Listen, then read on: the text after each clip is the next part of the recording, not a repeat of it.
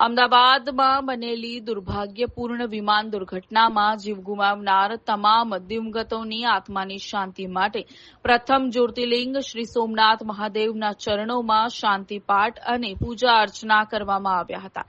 શ્રી સોમનાથ મંદિર ખાતે ટ્રસ્ટ પરિવાર તરફથી in-charge general manager Shri Ajaykumar Dubey સહિત ટ્રસ્ટ પરિવાર, મંદિરના પૂજારીશ્રીઓ, સ્થાનિક તીર્થ પુરોહિતો અને દર્શને આવનાર ભક્તો દ્વારા શ્રીમદ ભાગવત ગીતાના 15મા અધ્યાય પુરુષોત્તમ યોગનો પાઠ કરવામાં આવ્યો હતો.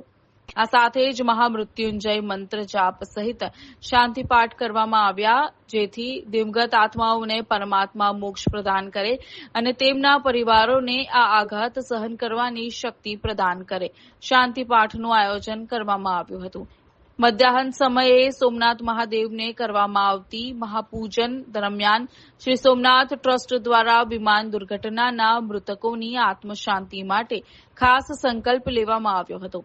આ અવસરે ઉપસ્થિત તમામ યાત્રાળુઓ, પૂજારીગણ અને ટ્રસ્ટ પરિવાર દ્વારા સોમનાથ મહાદેવને આ દુર્ઘટનાના ભોગ બનેલા તમામ આત્માઓની શાશ્વત શાંતિ માટે હૃદયપૂર્વક પ્રાર્થના કરવામાં આવી હતી.